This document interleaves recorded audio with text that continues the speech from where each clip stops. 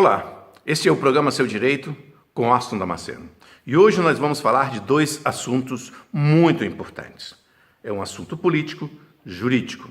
Nós vamos falar de renúncia e vamos falar do crime de prevaricação.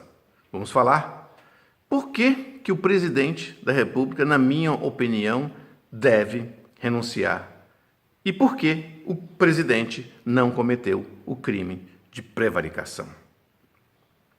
Qual é a essência do crime de prevaricação?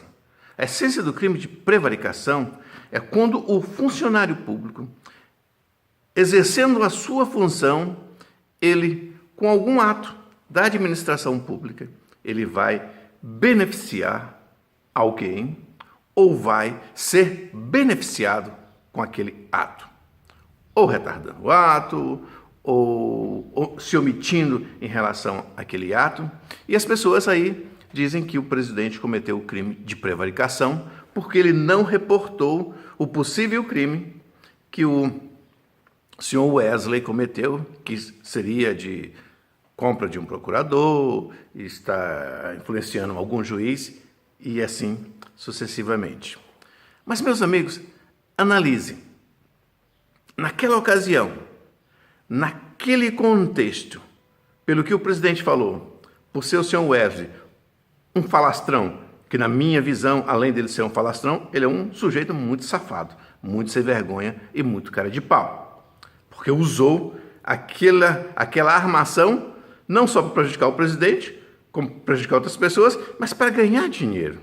Tanto é que comprou $1 bilhão com informação privilegiada e sabia que aquele vídeo ia ter uma repercussão muito grande, aquela fala ia ter uma repercussão muito grande, e vendeu ações de sua empresa por um preço, tendo em vista que elas iriam cair no outro dia. Então é um sujeito muito sem vergonha. Mas esse não é o caso. O caso é, naquela ocasião ali, o presidente ouvindo aquele relato, na esfera de consciência, o que eu consegui perceber do presidente, que na esfera de consciência dele, ele não acreditou no que o senhor Wesley falou. Ele não acreditou, ele viu aquilo ali como uma pessoa contando vantagem. Ele não tinha os elementos para reportar aquele possível crime à procuradoria. Tendo em vista que, se assim ele fizesse, ele não teria, o senhor Wesley não teria mostrado a fita. E aí o presidente, como que o presidente iria provar que o senhor Wesley estaria cometendo algum crime? Seria a palavra do presidente contra a palavra do senhor Wesley na hora de apresentar o possível crime para a procuradoria. E aí sim, o presidente estaria cometendo dois crimes. Um crime de calúnia, porque estaria imputando ao senhor Wesley um crime que supostamente tinha cometido, e o segundo crime, que se fosse aberto um inquérito e depois, no decorrer desse inquérito, não se verificasse que realmente o crime ocorreu, o presidente teria cometido o crime de denunciação caluniosa, que é um crime contra a administração da justiça. Então, meus amigos, na minha visão, se você vê na normalidade do dia a dia, nenhum funcionário público que eu visse uma conversa daquela forma, sozinho com a pessoa, iria reportar crime nenhum, porque não teria como provar, seria impossível provar. Mas em relação ao aspecto político do caso, aí, meus amigos, entramos em uma outra seara, que é a seara da liderança. Nós, cidadãos, nós necessitamos de líderes exemplares. Nós necessitamos de exemplos, de pessoas que nós possamos confiar. E tendo em vista que aquela conversa houve e ela tornou-se pública politicamente, ali naquela conversa o presidente pecou muito.